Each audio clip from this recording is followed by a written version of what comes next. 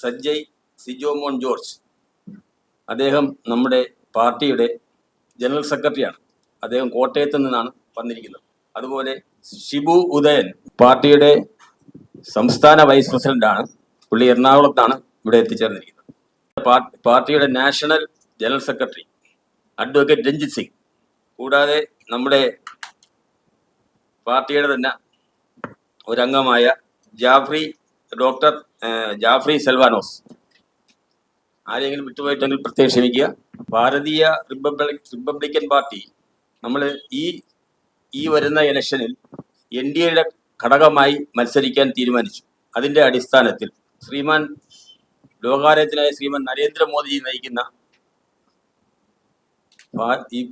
ഈ പാർട്ടിയിൽ B J പിയുടെ സംസ്ഥാന ഭാരവാഹികൾ സംസാരിച്ച് ഉള്ള ഒരു തീരുമാനത്തിന്റെ അടിസ്ഥാനത്തിലാണ് ഈ പ്രസ് മീറ്റിംഗ് ഇവിടെ സംഘടിപ്പിക്കുന്നത്. ഇന്ന് ഈ കേരളം മാറണം എന്നാണ് എൻ്റെ ഏറ്റവും വലിയ മുദ്രാവാക്യം. കേരളം മാറണം. ഈ സാധാരണക്കാരന്റെ എന്തെങ്കിലും ഒരു കാര്യത്തിൽ ശ്രദ്ധ ചെലുത്തുന്നു എനിക്കെന്ന് തോന്നില്ല. ഇവിടെ ഒരു ചുക്കും ചുണ്ണാമ്പും ഇല്ല എന്നുള്ളതാണ്. വ്യവസായം തീരെയില്ല. എന്തെങ്കിലും വ്യവസായം അവിടെ ആരംഭിക്കാൻ തന്നെ തീരുമാനിച്ചാൽ അതിൽ കൊടി പിടിച്ച് പ്രശ്നങ്ങൾ ഉണ്ടാക്കി അവരെല്ലാം തിരിച്ച് അന്യ സംസ്ഥാനങ്ങളിലേക്ക് പോയത്. അവിടെയാണ് വ്യവസായം. ഇവിടെ വ്യവസായങ്ങൾ നടക്കുന്നില്ല.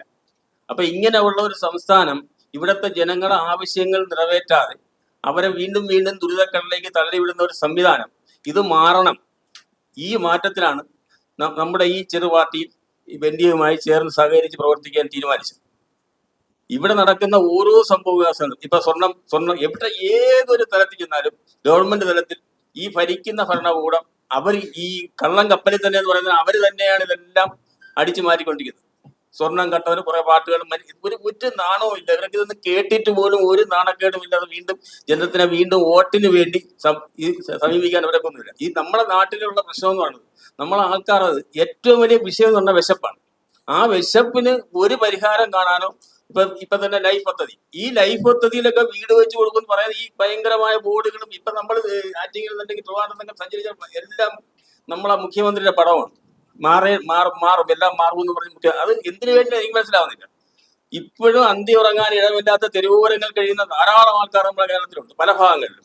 വിദ്യാഭ്യാസം ഇപ്പോഴത്തെ ഏറ്റവും വലിയ വിഷയം എന്ന് പറയുന്നത് ഇവിടെ പഠിച്ചിറങ്ങിയ വിദ്യാർത്ഥികളെല്ലാം വെളിയിലേക്ക് അവരെ ജോലി അന്വേഷിച്ച് വെളിരാജ്യങ്ങളിൽ ലക്ഷക്കണക്കിന് രൂപ കടം വരുത്തി 10, 20, 25 ലക്ഷം കടബാധ്യത ഉണ്ടാക്കി അവർ വെളിയിൽ പോവുകയും ആ സ്ഥലങ്ങളിലെല്ലാം ആ വീടുകളിലെല്ലാം വെറും വൃദ്ധര് മാത്രമാണ് ഉള്ളത്, വയസ്സായ ആൾക്കാർ. അപ്പൊ ഈ വിദ്യാഭ്യാസത്തിന്റെ കാര്യത്തിൽ തന്നെ എഡ്യൂക്കേഷൻ വളരെയധികം ഒരു വിലയുമില്ലാത്ത രീതിയിലേക്ക് മാറിക്കൊണ്ടിരിക്കുകയാണ്. ജോലി സാധ്യതയില്ല.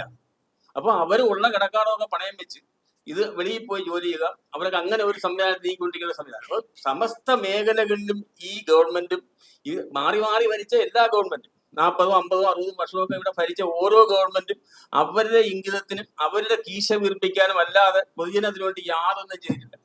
അപ്പൊ ഇതൊക്കെ എത്രയൊക്കെ പറഞ്ഞാൽ നമ്മളെ ഏതൊരു വാർത്ത വന്നാലും 1-2 ദിവസം നമ്മളെ മീഡിയയിലൊക്കെ നിൽക്കും. എത്ര ലബ്ധപ്രവിഷ്ടമായ അംഗീകാരത്തോട് വാർത്തകാരൻ 2 ദിവസം നിൽക്കും, 3-ന്റെ അത് അപ്രത്യക്ഷമാവും. അപ്പൊ ഇവിടെ നടക്കുന്ന എല്ലാ കാര്യങ്ങളും ഒരു പണാധിപത്യത്തിന്റെ മുൻപിലാണ് നമ്മൾ നിൽക്കുന്നത്. അപ്പൊ അതുകൊണ്ട് ഇതിലൊരു മാറ്റം വരണം. അതുപോലെ അതിനനുസരിച്ച് കേരളം മാറണം.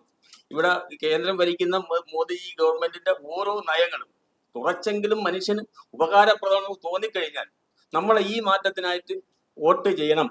NDAയിലെ എല്ലാ 140 നിയമങ്ങളും NDA സ്ഥാനാർത്ഥികളെ വിജയിപ്പിക്കാനായിട്ട് വോട്ട് ചെയ്യണം. അവരെ വിജയിപ്പിക്കണമെന്നാണ് ഭാരതീയ റിപ്പബ്ലിക്കൻ പാർട്ടിക്ക് പറയാനുള്ളത്. മറ്റൊരു കാര്യം എന്ന് പറയുന്നത്, നമ്മൾ ഇത്രയും കാലം പലരെയും പരീക്ഷിച്ചു നോക്കി, ഒന്നിനും ഒരു പ്രയോജനം കണ്ടില്ല.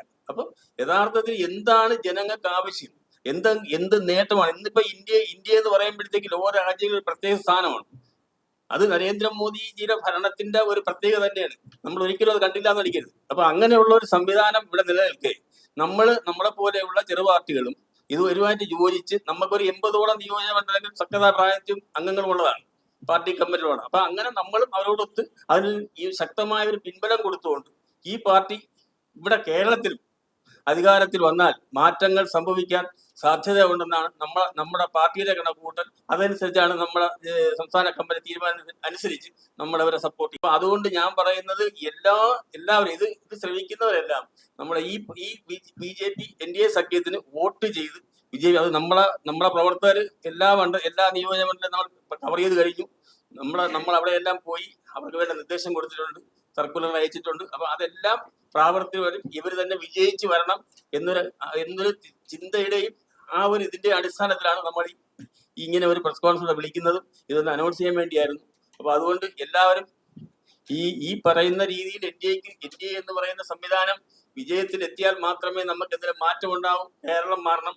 അതുപോലെ നമുക്ക് മാറ്റത്തിൽ കൂടെ നമുക്ക് എന്തെങ്കിലും പൊതുജനങ്ങൾക്ക് ഉപകാരപ്രദമായ കാര്യങ്ങൾ ഗവൺമെന്റിന്റെ ഭാഗത്ത് ഉണ്ടാകാൻ പറ്റൂ. അതില്ല എങ്കിൽ ഇവിടെ വീണ്ടും അരക്ഷിതാവസ്ഥ ഉണ്ടാവാം.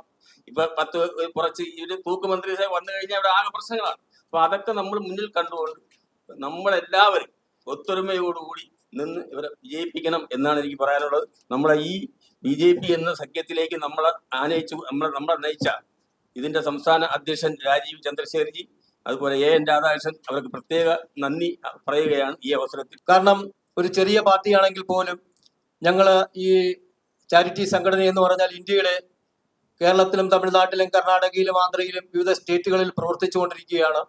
അതിലെ എല്ലാ പ്രവർത്തകരും തന്നെ ഞങ്ങളെ ഈ പാർട്ടിയുടെ അംഗങ്ങളും കൂടിയാണ്.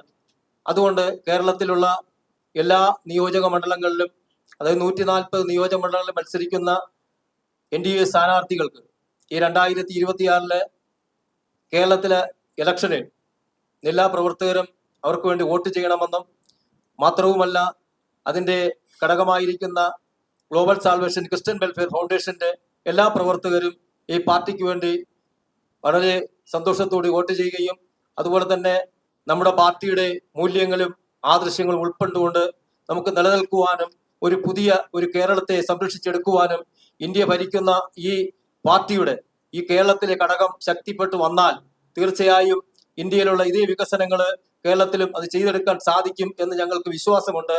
അതുകൊണ്ട് എല്ലാ പ്രിയപ്പെട്ടവരായ ഞങ്ങളുടെ ഭാരതീയ റിപ്പബ്ലിക്കൻ പാർട്ടിയുടെ എല്ലാ പ്രവർത്തകരെയും ഹാർദവമായി സ്വാഗതം ചെയ്യുന്നു. അതിനോടൊപ്പം തന്നെ ഈ തെരഞ്ഞെടുപ്പിൽ എല്ലാവരും ഒത്തൊരുമിച്ച് നിന്ന് ഈ NDA ഘടകകക്ഷികളായി നിൽക്കുന്ന ഓരോ സ്ഥാനാർത്ഥികളെയും അവരുടെ മൗലികാവകാശം രേഖപ്പെടുത്തി നല്ല വിജയത്തിലേക്ക് കൊണ്ടുവരണം എന്ന് അഭ്യർത്ഥിക്കുന്നു.